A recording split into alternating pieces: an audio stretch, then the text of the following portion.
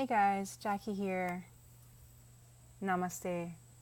Welcome to my heart space. So, the first video that I sent out a couple days ago, I was really prompted just to get out there, and I kept asking myself, what was the agenda or what was the topic? And at the time, I just was really captured in a very raw and vulnerable state, and so that's what I actually just went into and expressed. But then I realized, there are many of you out there that don't know me. And there are many of you out there that do know me, but are not really aware of where I am in life right now, the person that I've become.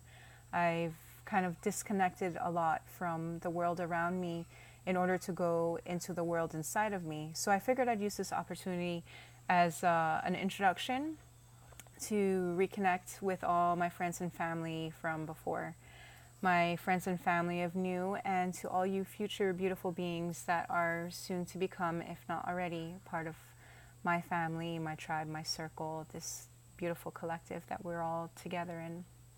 So, my name is Jackie. A lot of people call me Jax.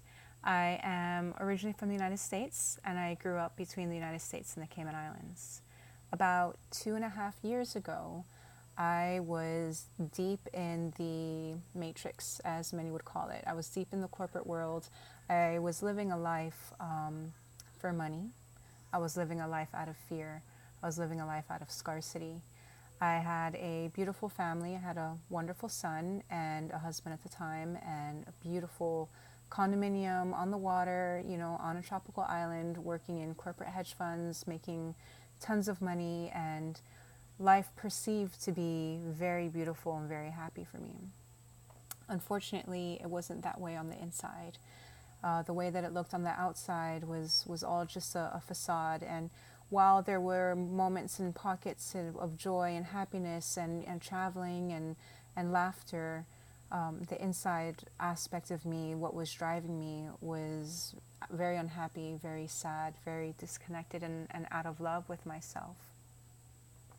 I was very blessed and I was very fortunate to end up in the jungle of Peru, actually to where I am now, a beautiful healing center called Nemiakaya, which is in Pucallpa, Peru. And I ended up here with my partner at the time, the father of my son. And when I came here, I didn't necessarily know what it was that I was coming for. I knew that I was coming here with the intention to try and save a marriage, to try and rekindle or reignite the spark in that marriage. But the true reason and the true purpose for me being here wasn't known to me at the time. And it became known to me shortly after I got here. One of the beautiful things about Nemiakaya is that it's a healing center with beautiful beings holding beautiful space. And they work with a very, very beautiful and divine plant medicine here. And the plant medicine is called ayahuasca. And ayahuasca is a tea made in the jungle that has been used by shamans for thousands of years in order to help connect to the spirit world, to other worldly dimensions and realms. And they've used that connection to help people, to help their villages. The shamans in these regions are like the medicine men to their villages and the medicine women to their villages. And it was through working with this beautiful plant medicine that they were able to go in and, find methods and ways to help save the villagers who were ill, to help move energies.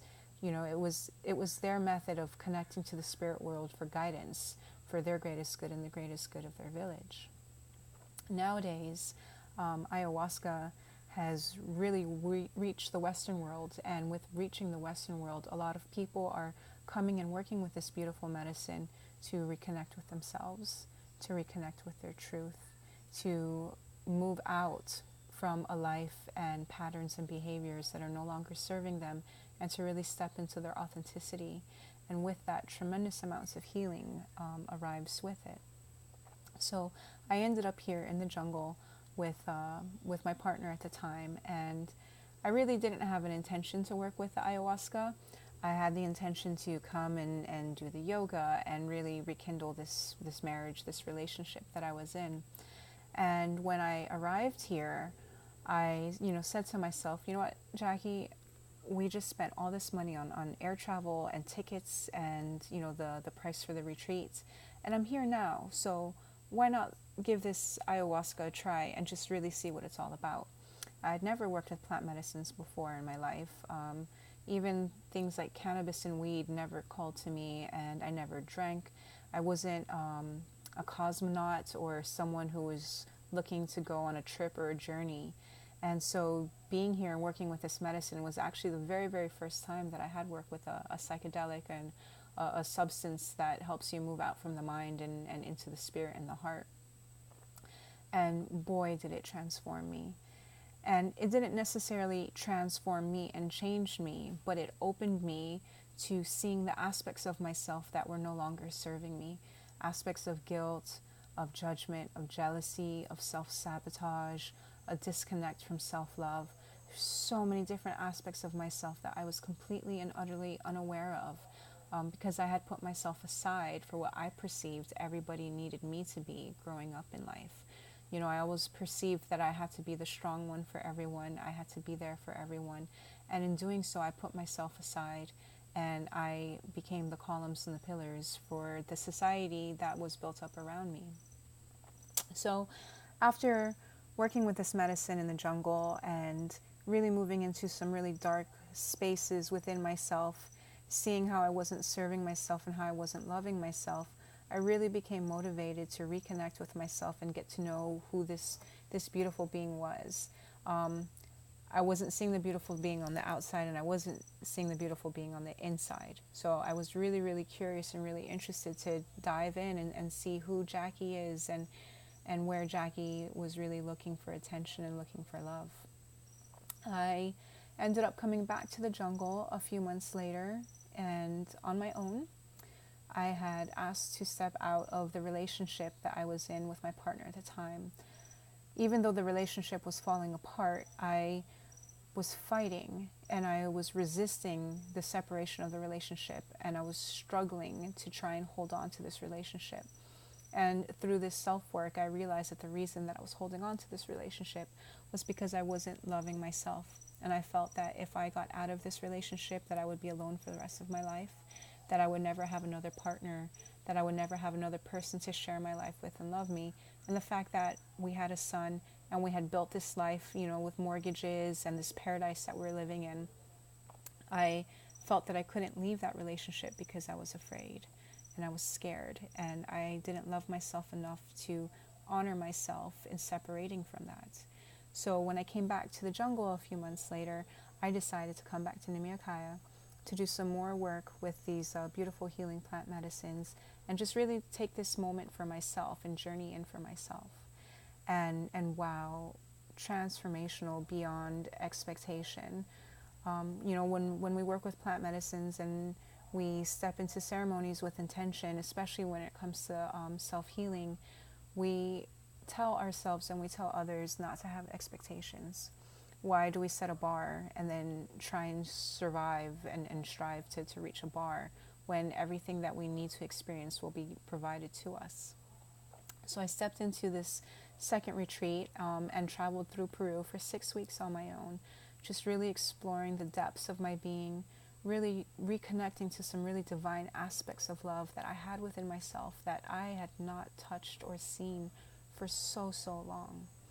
And when I went back home to the Cayman Islands after that journey, I realized that the life that I was living was no longer the life that I was meant to be moving through.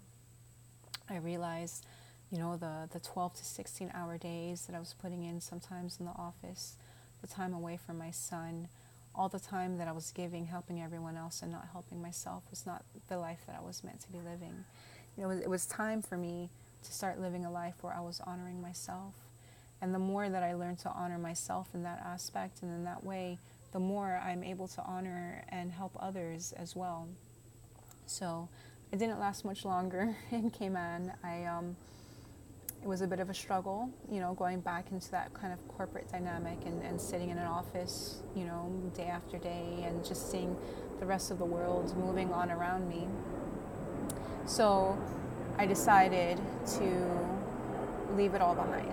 I decided to let it all go to no longer try and live a life in control, and just to really start exploring the life that I wanted to grow and create and build for myself. By that time, I had already moved out of the relationship with my son's father, and we are still really beautiful friends, and we are the parents to our son.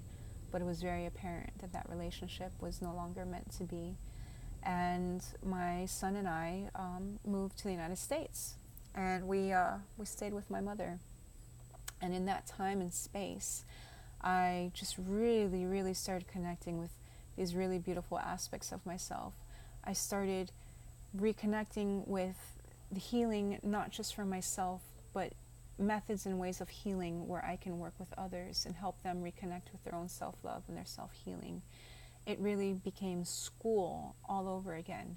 And I started rediscovering and learning so much about myself, so much about the universe, the different dynamics of the way that things in this world and outside of this world work and move. And it was funny because I used to read books a lot, and I used to read a lot of fiction books, and a lot of novels and a lot of stories. There were times where I could go through a book in a day and a half. And when I started this journey, I was so amped and pumped up to just try and learn so much about myself that I bought a ton of books on compassion, books on self-love, books on self-help. We had already had an existing library of these books that my son's father had purchased, but they never called to me. So bought quite a few books, and funnily enough, I was never able to pick a single one up. I was never able to read a single book. I wasn't able to watch documentaries on self-help or consciousness, and I was really baffled by this. And I went through some really, really tough times. A lot of people refer to these moments in life where you hit rock bottom as to the dark night of the soul, where you go so deep into the shadow aspect, the shadow side of yourself. And I felt so lost in that sea. I felt I didn't have anyone to help me. I didn't have anyone to tell me it's going to be okay, or this is what you need to do. I didn't have these self-help books that I had purchased for guidance, because I could not read them for the life of me.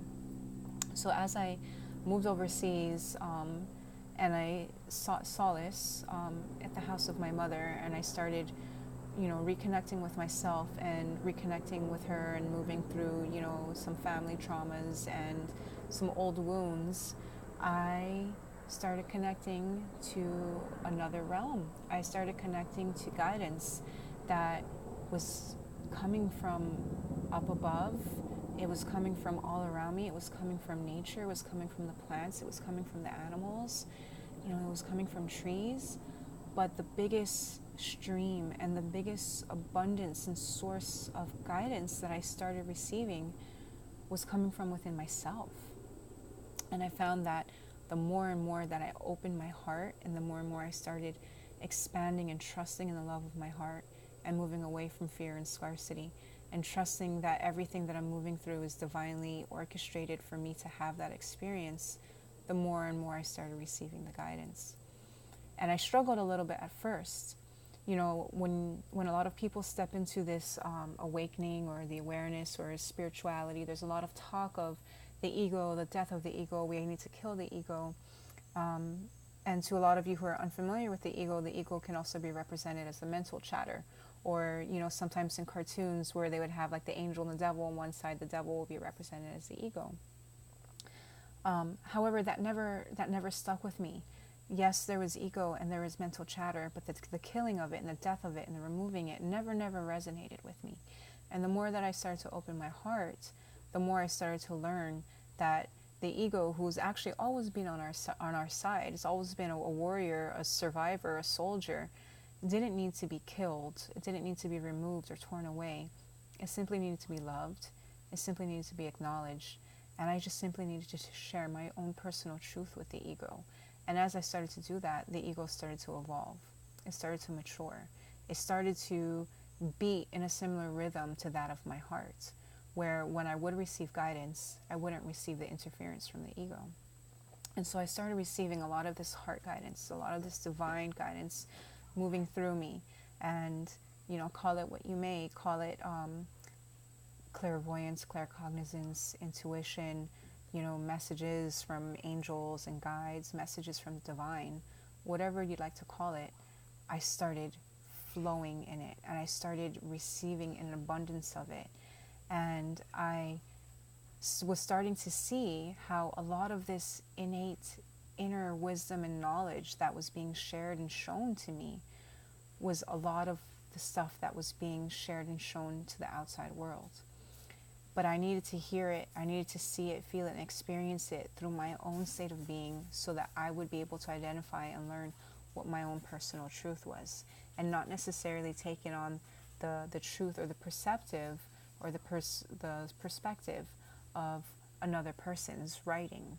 Because in the end, what is a book? A book is the perception or perspective shared by one person to another. But who's to say that that person's perspective is supposed to be adopted and taken on as my own? If we were sitting here right now, if we were all to witness a bunch of dogs getting into a fight, and if we were to be asked to write a statement as to what happened in that fight, even though we all witnessed the same thing, our perspectives are completely different, and we would have many different stories over what happened.